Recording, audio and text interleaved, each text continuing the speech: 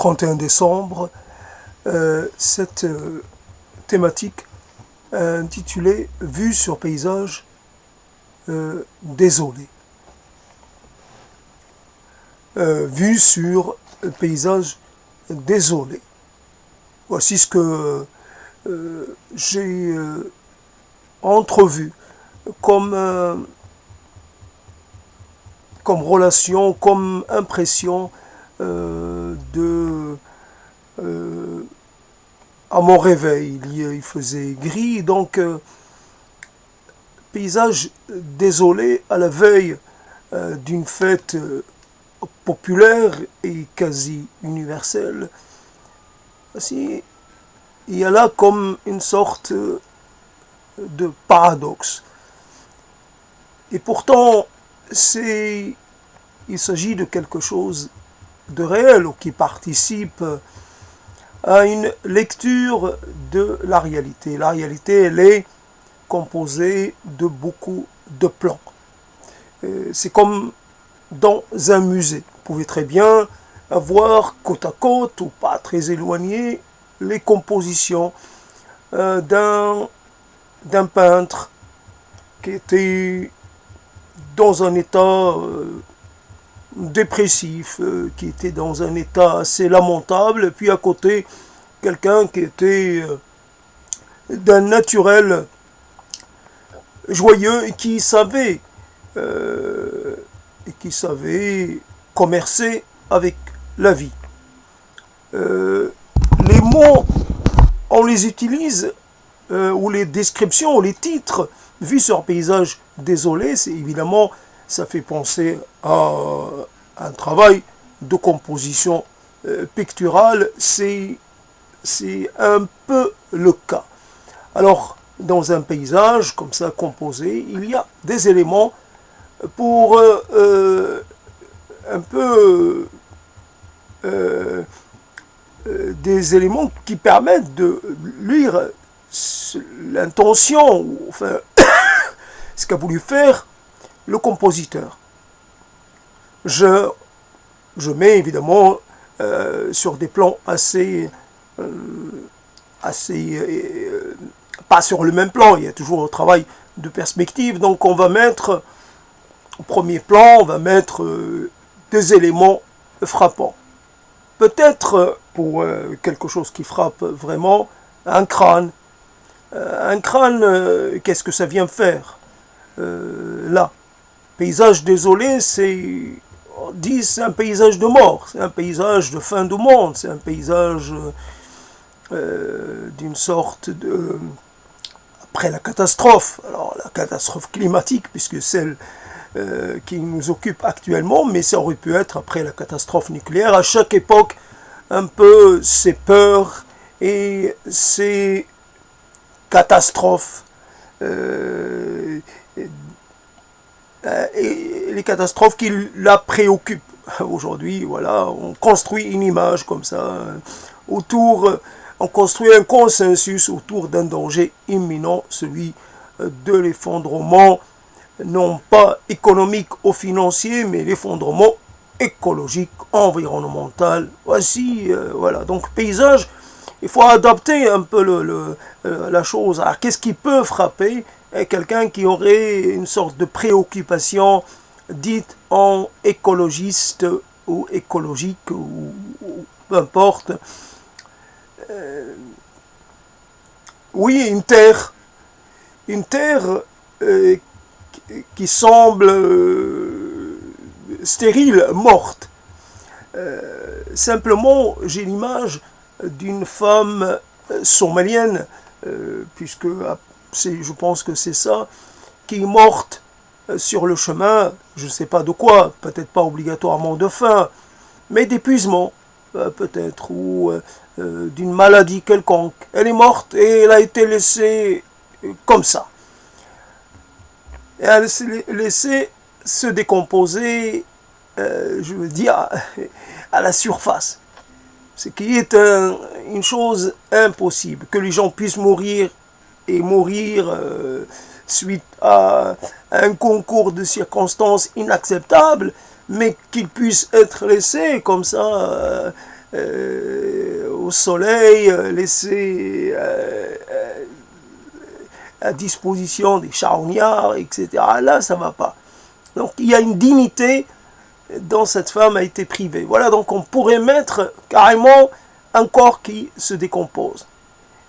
Avant, voilà, c'était un corps irradié. Aujourd'hui, c'est un corps parce que même si la famine, ça date bien avant les préoccupations environnementales, et c'était quelque chose qui provoquait des drames assez terribles. Alors, donc, moi j'avais pensé à quelque chose au début, quand j'ai eu cette image en tête, j'avais pensé à quelque chose d'assez simple.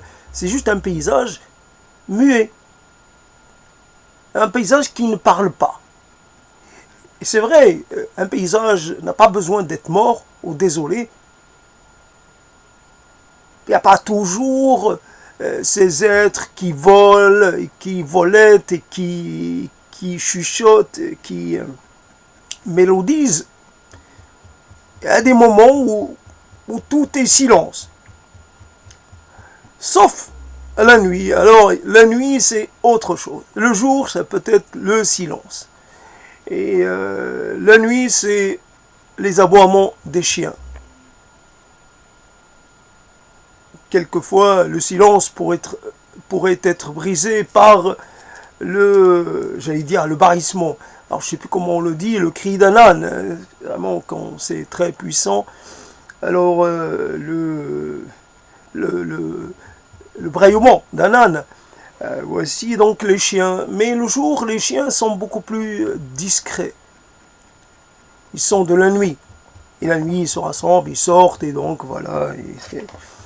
Et puis la nuit, c'est la nuit qui a la problématique du territoire. Donc, il faut crier, il faut hurler. Alors, le jour, c'est calme.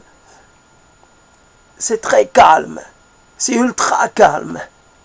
Et les choses calmes, ça nous angoisse. Ça nous fait un effet assez terrible. Je vois la terre nue. Elle est recouverte par rien. C'est de la terre un peu claire. C'est même pas de la terre noire, la terre riche ou la terre jaune, l'œuf, c'est même pas ça, c'est de la terre qui semble pas vraiment très prometteuse. C'est une terre quelconque. Et puis à côté, en plein, partout, il y a des cailloux. Alors ces cailloux, ils sont là aussi de couleur uniforme. Bien sûr, un peu de nuances dans des nuances dans le gris ou dans le blanc un peu délavé, voilà, mais ça fait... oui, il y a des nuances, mais il faut vraiment se pencher, mais autrement, c'est un paysage uniforme. Voilà, on dirait que les choses se sont figées. Voilà, et la peinture, effectivement, ça fige les choses pour l'éternité, pour l'éternité, pour la durée de vie d'un tableau, évidemment. Après, simplement, vu sur un paysage désolé, on a toujours une vue des choses sur un seul plan. Ce qui se passe dans l'inframonde nous est inaccessible. Il est possible que le paysage désolé ne le soit pas totalement. Il est possible qu'il y ait une terre et une vie sous terre, mais ce que nous aimons, ce qui vraiment nous stimule et nous émoustille, c'est la vie qui explose. Mais la vie qui explose, la vie qui jaillit de partout, c'est quelques mois par an. Et le reste du temps, c'est autre chose. Alors, il faut aussi accepter le moment de mort, appelé aussi le moment de dormance. ça dort, ça récupère, ça accumule de l'énergie, voilà, on peut dire ça. Alors, paysage désolé, c'est pas... Je me rappelle quelqu'un qui a dit elle est belle la ville, belle comme ça, un titre comme ça, belle la vie, ville la nuit. Belle, elle est belle la ville la nuit ou quelque chose comme ça. C'est vrai, une ville est souvent plus belle la nuit que le jour. Parce que la nuit, ça fait disparaître un peu le côté un peu morne d'une ville. Qu'on va passer dans une rue, s'il n'y a pas la présence du soleil, par exemple, s'il n'y a pas... Les bâtiments ne vous disent rien. Ils pourraient être totalement inhabités, totalement désertés. C'est du pareil au même. Il n'y a pas de vie. Il n'y a rien. Et rien ne ressemble à un bâtiment comme ça, un peu silencieux, un peu mort, qu'un autre bâtiment de la même veine. Les bâtiments se suivent et se ressemblent dans leur silence déplaisant. Il n'est pas possible de communiquer. Au moins, on peut dire que finalement un champ ou un paysage désolé peut d'un seul coup changer d'aspect et donner un aperçu de la beauté cachée du monde. Comme ça, dans une sorte de fulgurance, voici que tout est recouvert de formes et de couleurs, ainsi que la vie grouillante et présente. Mais une ville, c'est à part le soleil qui vient lécher les façades et les murs, c'est absolument, ça ne change pas en fonction des saisons. Ça reste toujours aussi peu intéressant. Oui, il arrive un moment où on a envie de casser les murs. Mais on voit que sans les murs, nous ne sommes plus nous-mêmes. On a besoin de ces murs, on a besoin de ces façades muettes, de ces façades qui n'expriment rien. Il y a eu un temps, effectivement, où certaines façades parlaient. Il y avait un langage architectural, il y avait une indication sur le rang social de l'habitant. Aujourd'hui, il n'est pas toujours évident de déduire de l'architecture le statut social réel de la personne. Passe. On ne sait pas qui y habite. Peut-être que la chose qui était finalement, qui constituait une seule unité a été divisée, a été subdivisée, et finalement elle est habitée par des gens comme ça qui se contentent d'un 20e de la surface. Évidemment, ça ne fait pas beaucoup et le paye cher. Mais l'unité garde son aspect d'origine, mais de l'intérieur, elle est tout sauf un lieu homogène, un lieu ouvert. C'est un lieu d'enfermement et de parcellisation. Petite parcelle ridicule. J'ai droit à quoi? 25 mètres carrés à tout casser. Voilà, c'est mon espace de vie dans cette demeure qui fut autrefois grande, pleine de pièces dans lesquelles on était à l'aise. On pouvait passer d'une pièce à une autre, et d'un étage à un autre, et on pouvait courir à perdre haleine, etc., etc. Il y avait possibilité de se sentir libre, de se sentir immense dans ce paysage fermé, mais en même temps assez ouvert, assez étendu. Voici donc, vue sur paysage, désolé, on pourrait dire quelquefois la lumière ou une certaine texture de la lumière est l'ennemi de certaines sensations. Dès que vous mettez, dès que vous donnez à la lumière l'accès à votre intérieur, à votre psychisme, elle va se mettre à l'œuvre immédiatement et elle va déstructurer le sentiment que vous aviez auparavant. Voici que je ne peux plus faire exister ce paysage désolé que j'ai entrevu parce que je ne voyais de l'extérieur que quelque chose de totalement morne, alors que je découvre, ayant ouvert les volets, je vois que la lumière n'est pas uniforme, qu'il y a des nuances, que ce gris-là n'est pas finalement un gris très intense. C'est un gris médian. C'est pas le gris qui fait s'enfoncer dans sa grisaille intérieure. Ça amplifie pas le sentiment de mornitude. Ça a tendance plutôt à le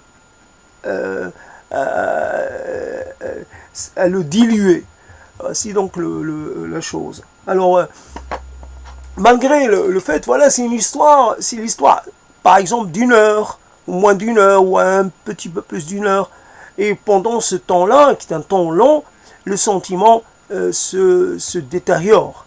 Le sentiment commence à perdre de sa netteté. Alors, on essaie de reconstituer cette impression, le paysage intérieur, ou le paysage intérieur rencontre là aussi le paysage extérieur, quand il y a une sorte de concordance, une sorte de mélange entre les deux.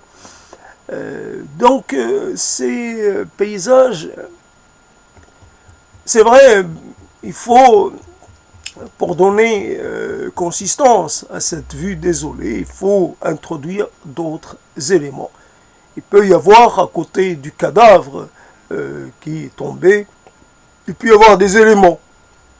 Alors on peut mettre une photo, on peut mettre un élément de la vie quotidienne, je ne sais pas, une gourde d'eau, une gourde, quelque chose. Alors évidemment, le cadavre porte encore les vêtements, comme on le sait, les corps se décomposent plus vite que les vêtements qu'ils portent, et donc on a encore un tissu avec des motifs colorés, qui était le tissu du défunt. En l'occurrence, c'est d'une femme. Alors, on a peut-être encore son couvre-chef. Il est possible qu'il y ait d'autres éléments de sa vestimentarité. Elle est là.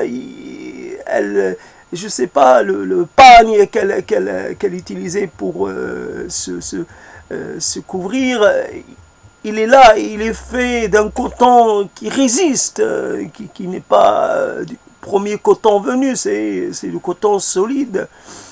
Il l'a prouvé, ça peut traverser les millénaires, un morceau de coton. Alors qu'un corps, lui, il lui faut peu pour partir en lambeaux. S'il reste quelques lambeaux de chair attachés aux os. Voici ce pied qui était autrefois un pied chéri, ce pied qui a foulé un sol et des sols, qui était heureux de pouvoir fouler un sol à la bonne température, on va dire. Et puis une main, les mains.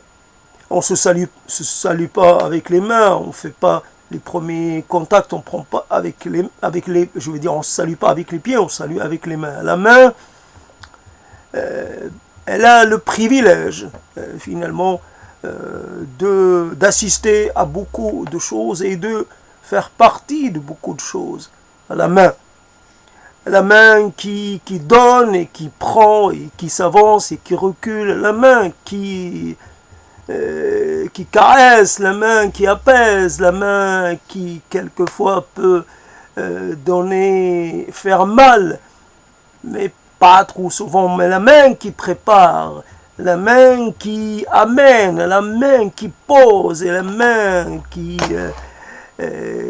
encore fait la même chose. Elle prend, elle ramasse, elle prend, puis en attendant la fois d'après, les mains. Les mains, nous sommes d'abord nos mains avant d'être autre chose. Alors, dans ces histoires de prise de parole, normalement, on pourrait se contenter de parler. Mais on voit que malgré tout, le corps participe. On voit pas les épaules participer, mais ça participe. Alors ça se rigidifie, ça se contracte, ou ça prend une posture un peu plus sur la défensive. Le mouvement va jusqu'aux épaules. Après, il y a peut-être le ventre aussi qui suit le mouvement, mais ce qui est le plus visible, c'est le travail et c'est l'expression des mains. Donc, nous avons une langue, c'est vrai, mais nous avons aussi un corps. Il n'a pas qu'un moyen d'expression, il en a beaucoup d'autres. Et aussi, donc, vu sur un paysage désolé, et on pourrait mettre plein de choses. Dans cette mise en scène, dans cette construction, on pourrait placer des tas de gens. Alors moi qui, à un moment donné, j'avais pensé à rapatrier le corps de mes morts, les corps de mes morts, là, finalement, je suis obligé d'y renoncer parce que je pense que c'est infaisable. Je pourrais le faire de façon symbolique, mais de là à le faire de façon concrète, on m'interdirait, on m'empêcherait de le faire. Pas les autorités, mais peut-être des gens qui penseraient que je n'en ai pas le droit, que je risque qui accepterait pas ma démarche. Donc, de façon métaphorique, j'ai le corps de mes morts, mais je ne suis pas toujours intéressé par le corps de mes morts. Je pourrais être intéressé par exemple, ces photos de classe qu'on pourrait collectionner. C'est pas moi, c'est pas quelqu'un que je connais, ce sont de parfaits inconnus. Mais j'aime ces photos. Évidemment, je les aime parce que ça correspond à quelque chose que moi aussi j'ai connu. Donc moi aussi j'ai des photos de moi enfant scolaire, mais j'aime parce que j'aime, et puis je pourrais poser ça. On aime en fait ces photos-là parce que ce sont des photos qui nous mettent un peu dans une sorte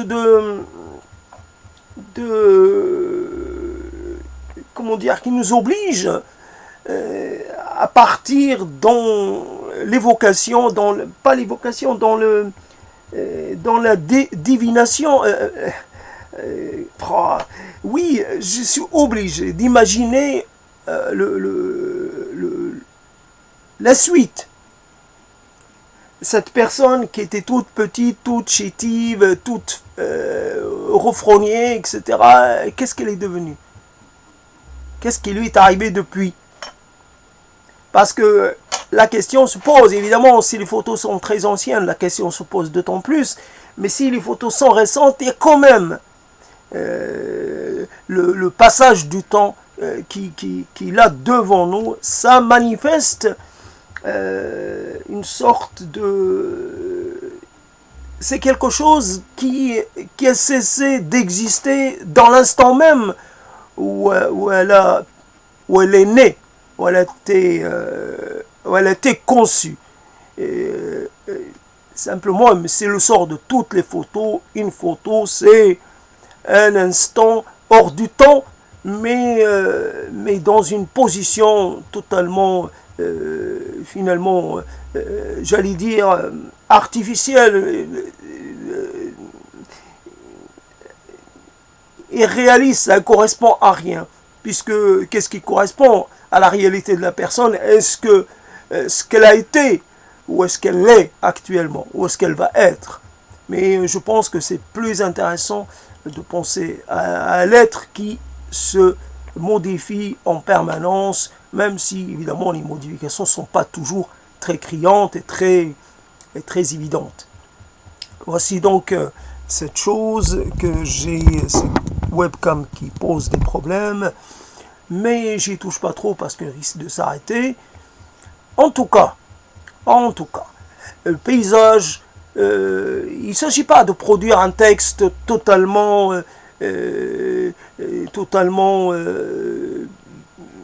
structuré, parfait. Il s'agit juste comme un brouillon, comme une sorte d'ébauche de quelque chose.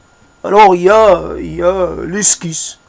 Voilà, comme pour ce qui est d'un sculpteur, il y a un sculpteur, je ne sais pas ce que ça fait, mais ça fait obligatoirement, il y a une réalisation à une échelle assez réduite de ce que va être la réalisation finale. Et toujours, on fait une sorte de modèle réduit. Alors, il y a ce modèle réduit, mais qui ne donnera rien de plus grand. Ça restera comme ça. Et de toutes les façons, le réel, dès qu'on cherche à lui donner une forme, ils s'empressent de nous détromper et de se modifier pour ne pas correspondre justement à ce qu'on voudrait lui imposer comme cadre et finalement comme oui, contraignance, on contraint. Si on entre quelque chose dans un cadre, on la contraint un peu à rester dans le cadre et à respecter une sorte à ne pas se déplacer. Or, les choses se déplacent, ils se déplacent et tout se déplace. Et même les impressions que nous pourrions avoir se déplacent et les mots ne sont pas toujours à la hauteur, enfin ne suivent pas toujours le mouvement. Je ne sais pas, vous pouvez toujours essayer de suivre un bolide qui avance à 400 km à l'heure ou 500 km à l'heure. Comment vous pouvez accélérer votre débit pour qu'il puisse correspondre à cette vitesse hallucinante? Vous pouvez, mais on voit, évidemment, la voix, elle a une vitesse. Elle peut, bien sûr, quand on envoie une onde, il est possible qu'elle batte le mur du son, mais généralement, globalement, on reste toujours sur une sorte de tempo qui est assez modéré. Je ne sais pas, c'est peut-être 20 km à l'heure, ou 30 ou 100, mais jamais 400, 500, sinon ça nous demande trop d'énergie, ça pourrait nous épuiser, et on ne peut pas rester longtemps. Et surtout quand on cherche les mots, quand on essaie d'avancer un peu son guide, son plan, à ce moment-là, c'est impossible. On peut, il est toujours possible, il faut consommer des milliers de litres de café pour pouvoir être un peu dans cette précipitation, dans cette extrême rapidité, dans cette extrême dans cette la fabrication des mots. Mais là, on cherche quoi? On cherche autant la vitesse et là aussi une sorte d'absurdité, ça n'a pas de sens. Pourquoi courir très vite? Et quelqu'un, il va réaliser une performance parce qu'il va courir 1 km de plus que le précédent et c'est déjà... Non, c'est les battre les records. Pourquoi faire? À part pour essayer de... Peut-être d'améliorer la mécanique, parce que ça peut, etc. Mais quand une voiture utilise un moteur d'avion, c'est plus une voiture, c'est autre chose. Hein. C'est un hybride, c'est plus une... Donc, il y a il faut se demander à quoi ça sert ce qu'on fait ou ce qu'on cherche et qu'on vraiment s'entête à vouloir faire, à vouloir réaliser. À quoi ça sert de vouloir vraiment... dire des choses avec les mots et en dire beaucoup et continuer d'essayer d'en dire le plus possible avec le maximum de précision, avec le maximum d'efficacité. À quoi cela sert-il? Oui, c'est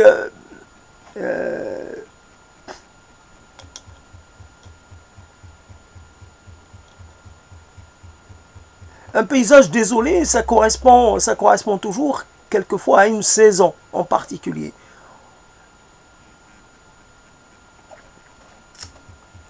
C'est vrai cette histoire que nous pouvons avoir quand nous faisons, nous accélérons le temps, quand nous avons produisons des images et nous voyons par exemple un bâtiment qui se construit en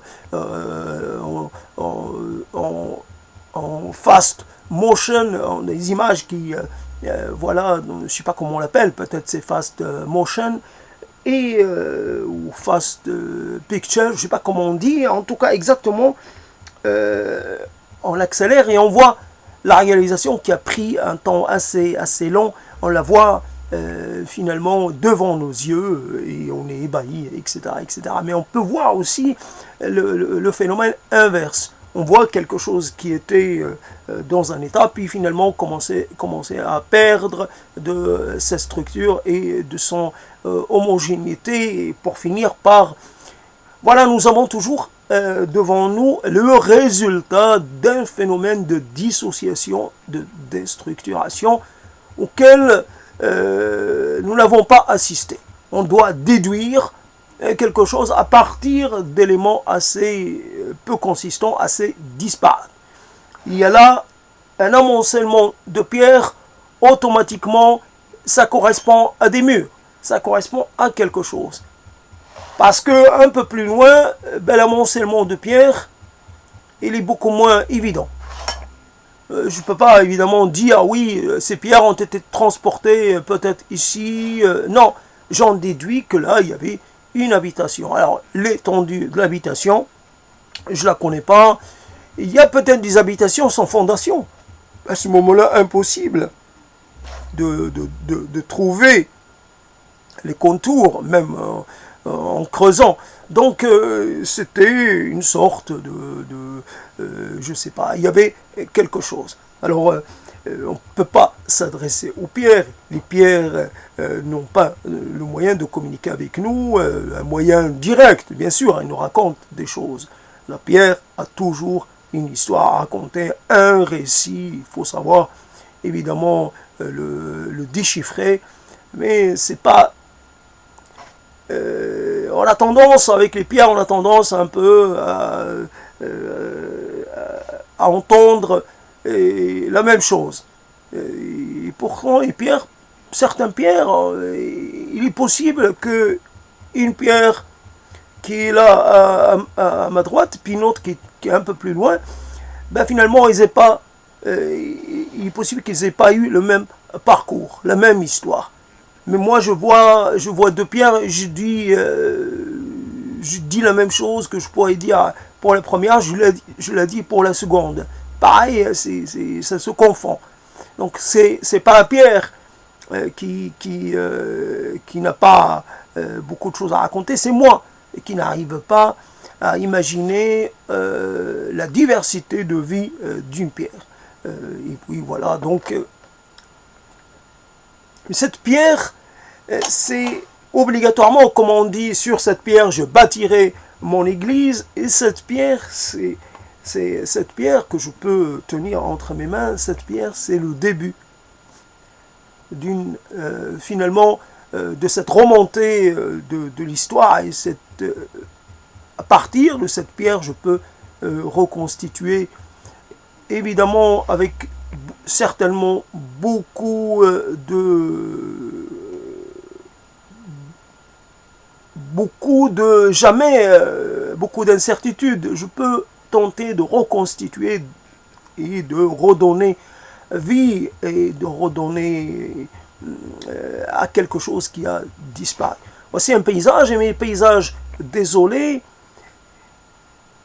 c'est peut-être aussi un paysage lourd, un paysage un peu hostile, parce qu'il fait trop chaud et la chaleur vous oblige à rentrer sous abri. La chaleur est tellement... vous la voyez. Vous voyez la chaleur comme finalement, comme si elle devenait elle prenait vie. Voilà comment les ondes, vous voyez des ondes un peu dans l'espace, vous voyez ça devant vous, il y a comme des ondes de chaleur, comme des sortes de vagues de chaleur. Alors, c'est l'idée que j'en ai gardée, ça remonte à loin. Voilà donc le paysage, et c'est le silence. Et c'est un paysage qui oblige toute la vie à s'arrêter. Le temps, je ne sais pas, ça dure une heure et quelques, ou finalement ça dure un certain temps, et tout est arrêté, ou presque. Tout est arrêté, et voilà, la vie s'arrête à un moment. Mais la vie reprend. C'est ça qui... on peut avoir un paysage totalement plat et presque sans relief, puis d'un seul coup, on a une fissure. On a une ouverture, et on voit, on regarde au fond. On ne sait pas ce qui se passe, ce qui s'est passé. On est attiré, en même temps, on est inquiet. Qu'est-ce qui va remonter de ce trou?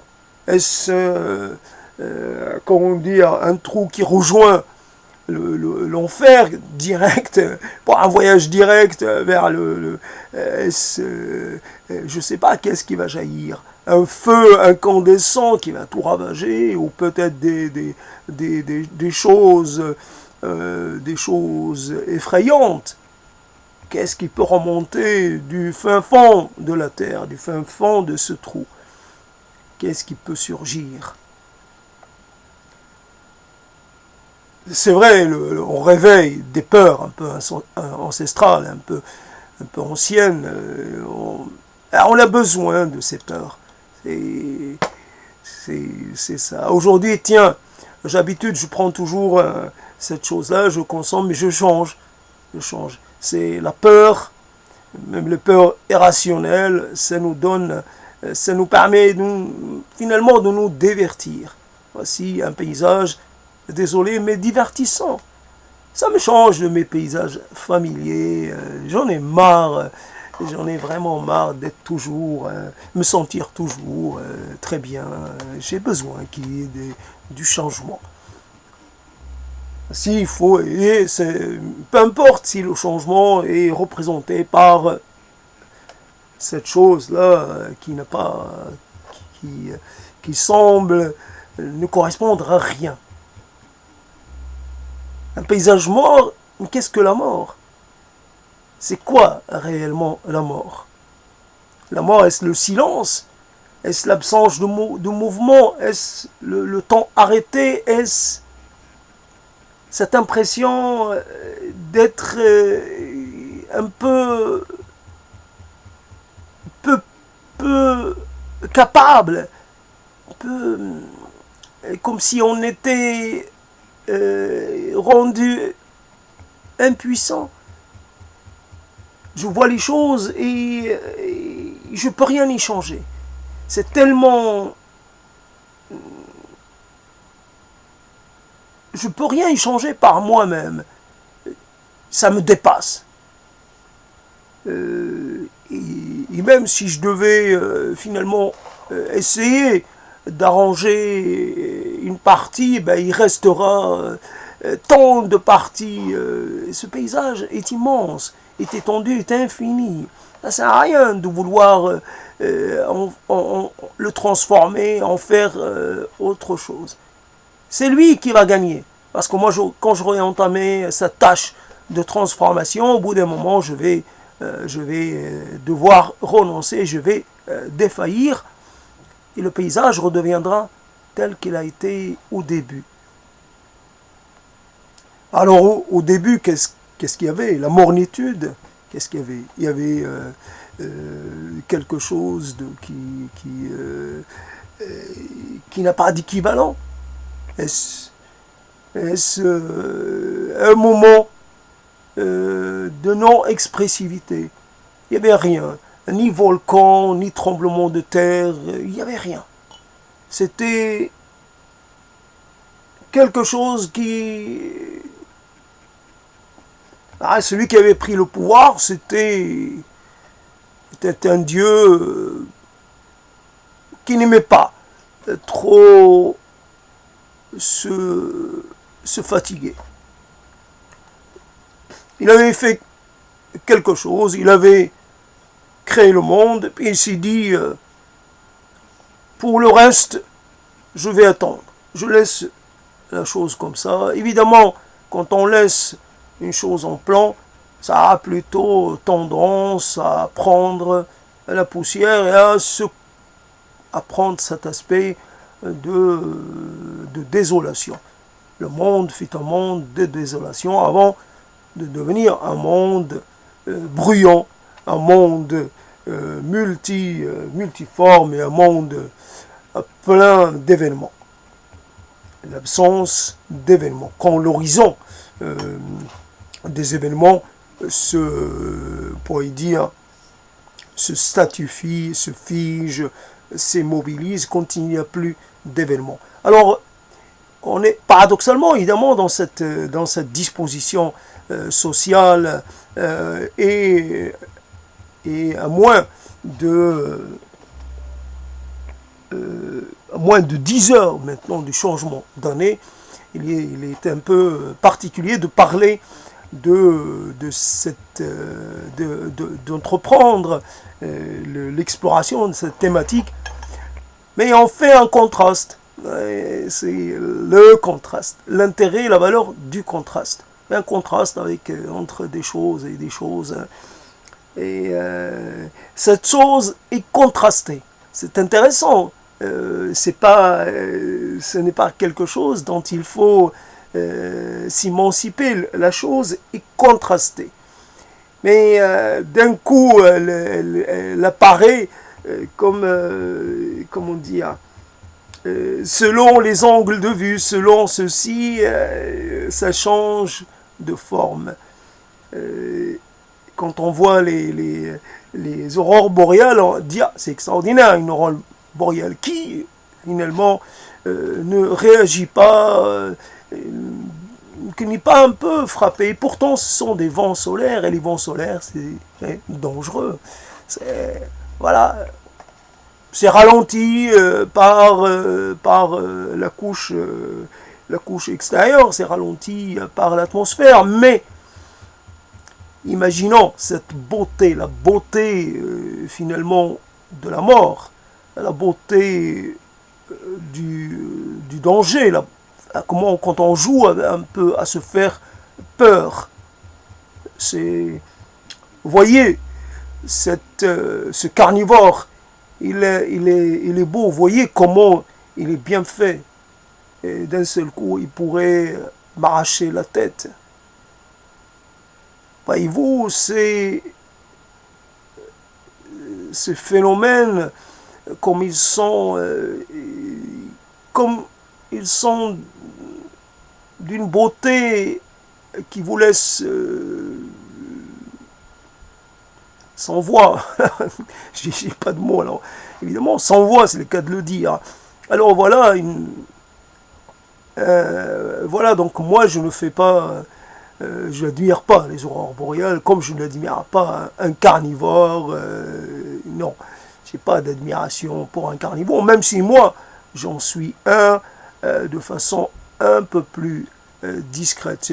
C'est vrai, j'ai perdu mes canines, mais j'ai perdu jusqu'à mes dents, donc je croque encore. C'est vrai que je tranche encore, j'ai encore les dents pour trancher, j'ai pas les dents pour mastiquer, mais je continue d'être là aussi un destructeur. Donc finalement, je suis aussi... donc le danger,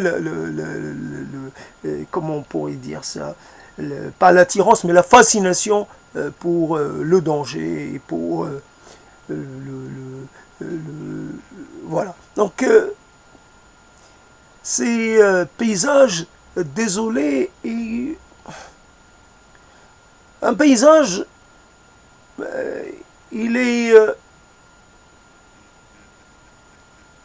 ne peut pas, un paysage désolé, il ne vous rejette pas. Vous pouvez l'investir comme il vous plairait. Vous pouvez mettre ce que vous voulez, on peut mettre des photos, on peut mettre des éléments, des choses qui ont appartenu à quelqu'un, et qui... et peut-être qu'on lui a dérobé, j'en sais rien, on peut y mettre ce que l'on veut, et on peut y mettre des représentations de gens. Je prends je sculpte une silhouette, et puis je lui donne le nom, ou je lui mets un masque et je l'appelle par le prénom de quelqu'un. Et cette silhouette, je la fais, je la déclare la personne elle-même. Et je commence finalement à la faire vivre dans ce paysage. Et je passe une partie de mon temps avec elle, et je lui présente, et on parle de ce paysage. Et je lui raconte ma vie, comment j'ai vécu depuis le jour où j'ai perdu sa trace. Aujourd'hui, je suis content de l'avoir retrouvée et je lui montre. Voici un peu le milieu, ou une partie de mes paysages intérieurs. Viens passer un moment avec moi. Aujourd'hui, je t'offre ce paysage. Demain, on ira peut-être ailleurs. Et un paysage, et des choses, et des évocations, des choses qu'on ne contrôle pas obligatoirement. Et il y a des choses, alors, on pourrait être dans ce paysage désolé, on pourrait être aussi là en train de... Je prends un être, je le construis, je le crée, et puis je le mets, je le détruis, je le reconstruis, et je lui inflige les 1000 tourments de l'enfer, parce que c'est un être qui m'a fait mal. Un être qui m'a fait mal. En fait, ils sont plusieurs à m'avoir porté atteinte. Souvent, on parle des châtiments infernaux, des châtiments...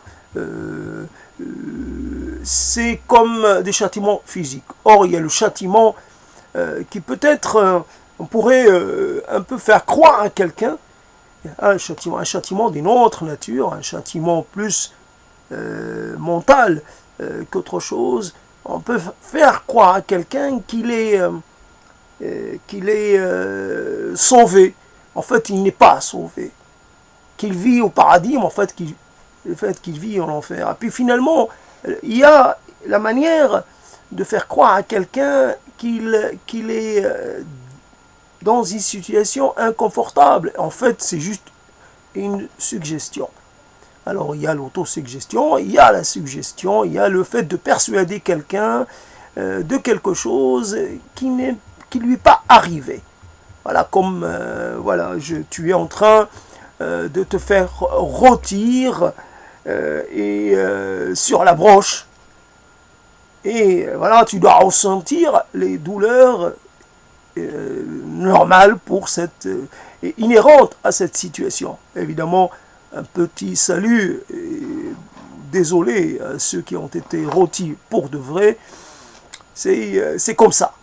Voici comment peut-on finalement appartenir à ce genre humain qui accepte de rôtir un autre humain, quelqu'un qui met un humain comme ça, qui l'attache, et qui commence à le rôtir à petit feu. Voici une image, voyez-vous comment peut-on appartenir à un paysage désolé. Finalement, il n'est pas dangereux. Comparé à un paysage vivant, là où il y a des humains, il n'y a rien à faire. Il faut préférer les paysages désolés où il n'y a personne, comme ça on est à l'abri. On est protégé.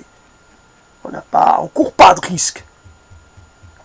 Si je suis frappé par un éclair, c'est pas grave. Si je tombe dans un trou, ce n'est pas grave non plus.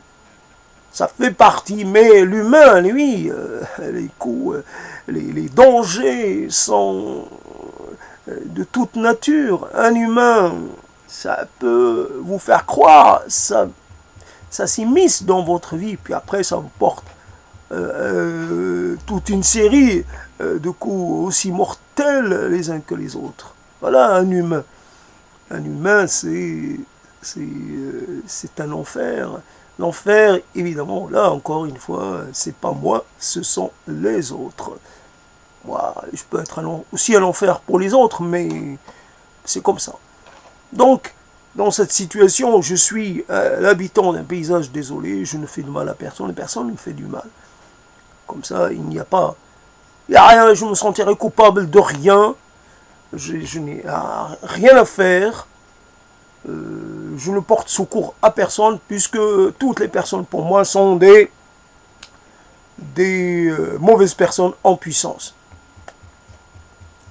Tout dépend du contexte, tout dépend de plein de choses. Après, la personne la plus paisible, la plus sympa du monde peut se retrouver, peut se réincarner en quelqu'un de totalement destructeur, voilà, et commettre les pires atrocités sur des gens totalement incapables de se défendre. Je dis pas, voilà, donc c'est...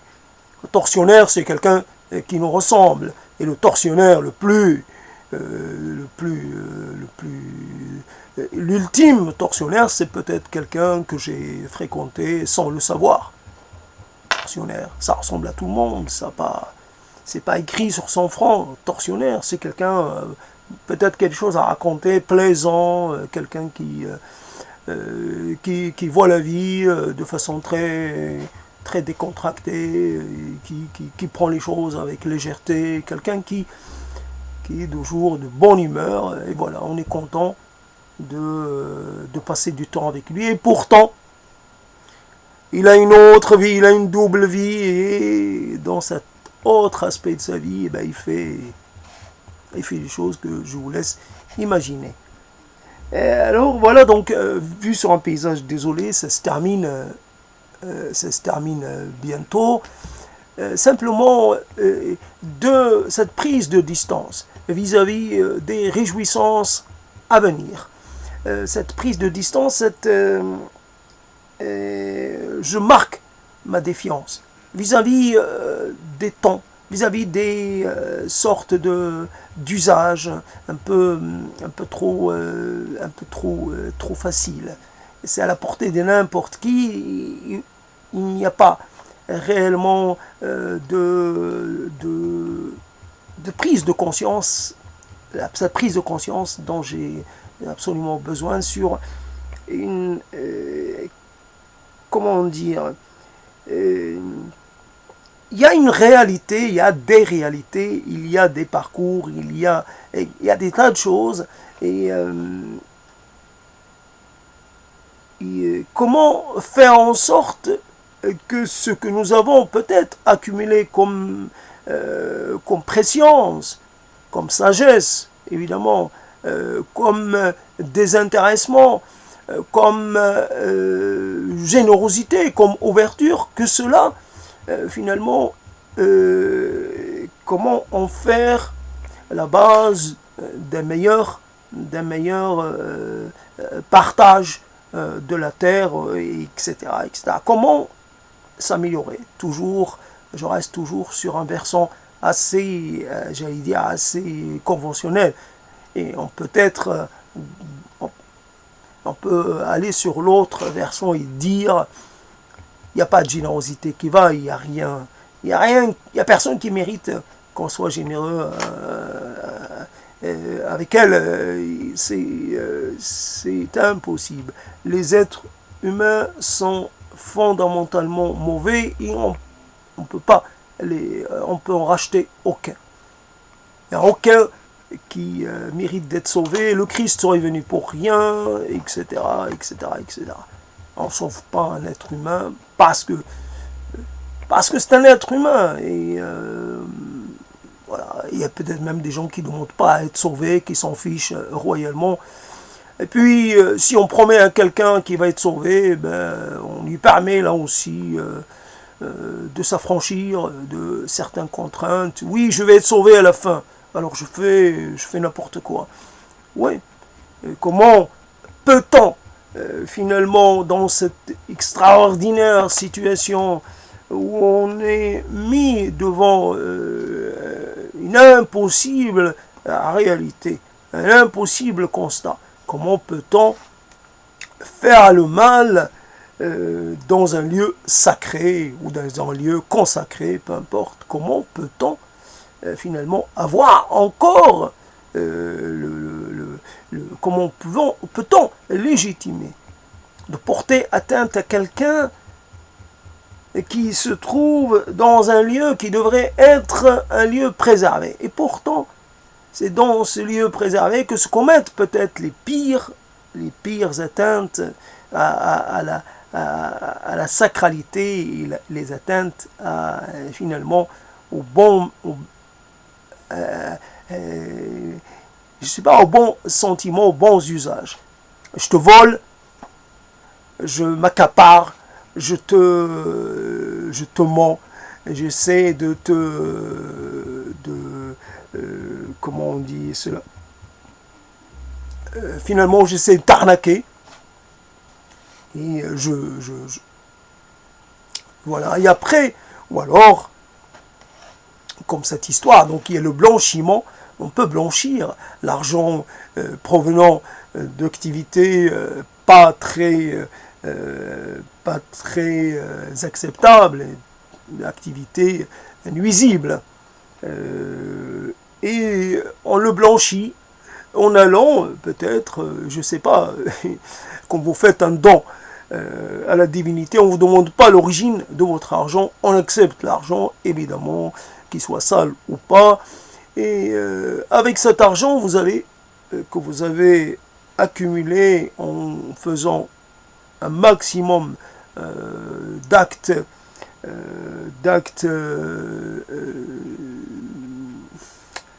je trouve pas les qualificatifs, d'actes inqualifiables, et puis vous allez vous racheter une conduite, et je me rachète autant de conduites que je veux, une bonne conduite, sauf conduite, tout ce qu'on veut. Voilà, je vais laver mes péchés dans l'eau sacrée de la source, etc. Et je suis lavé, je peux je peux revenir vers mes activités d'avant, je suis plus léger, et je suis finalement comme rafraîchi, je peux d'autant plus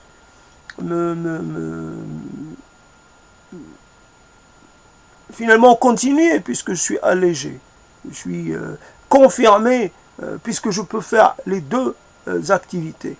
Ils ne sont pas contradictoires.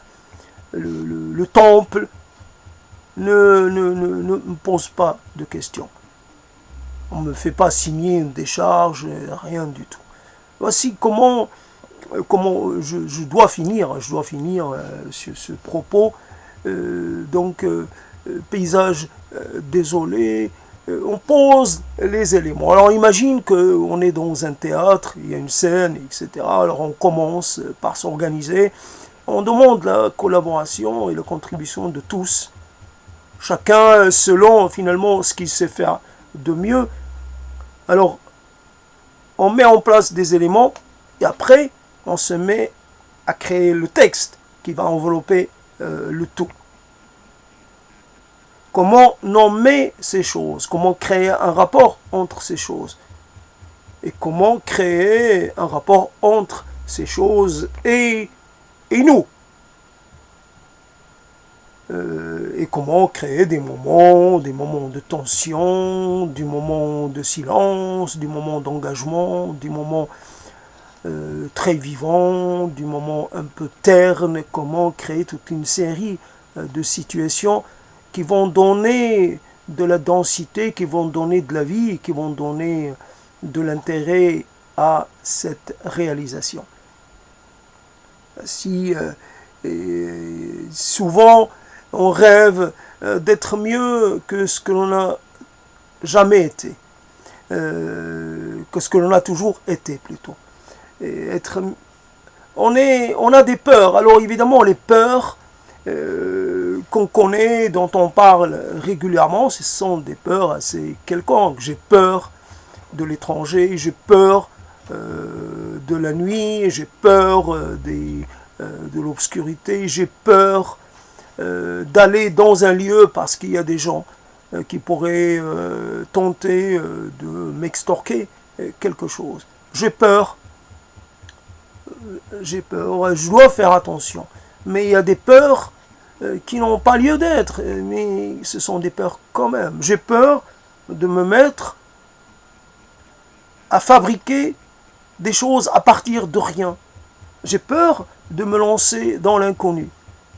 J'ai peur de me mettre à imaginer, à dire à des gens de faire ceci ou cela, à les convaincre de le faire.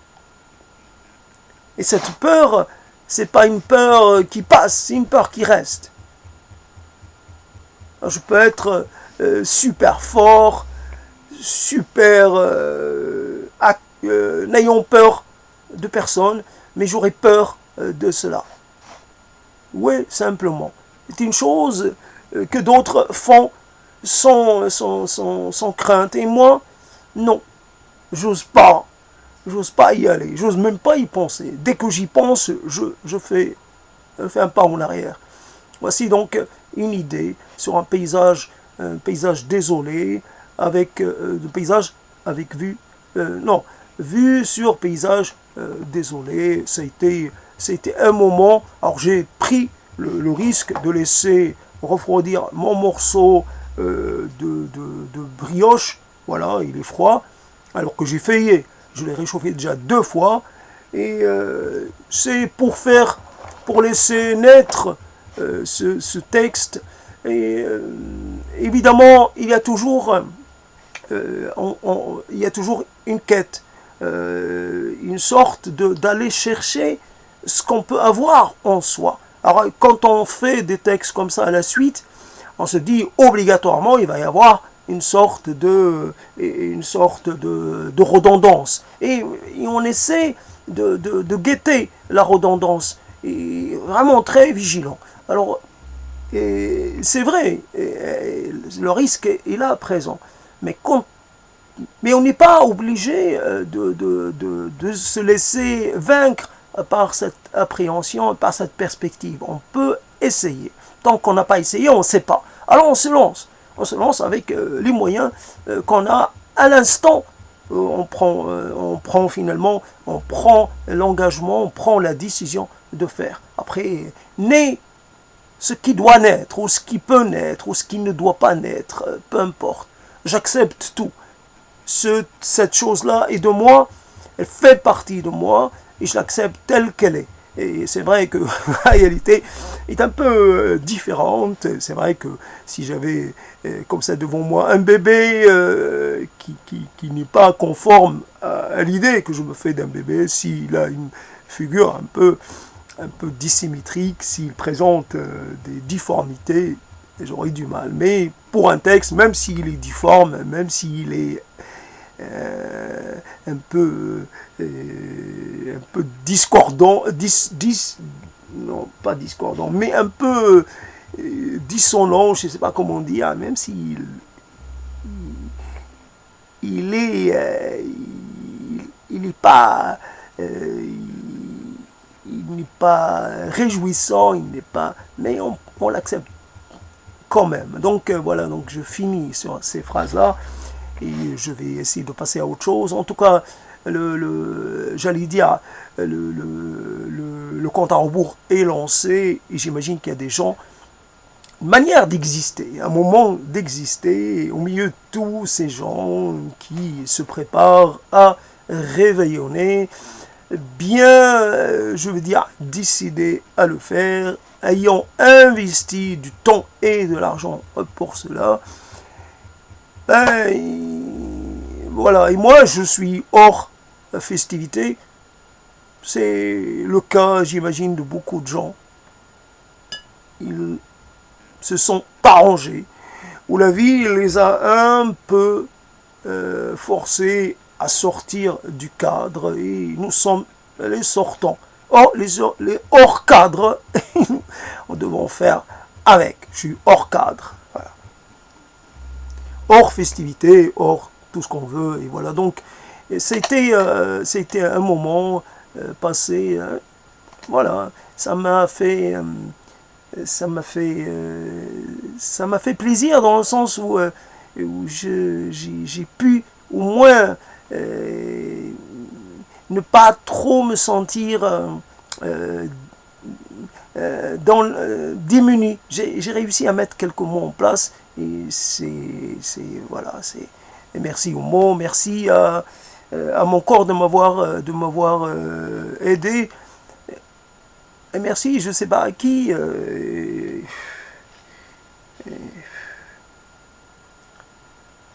Merci. Bof, comme ça.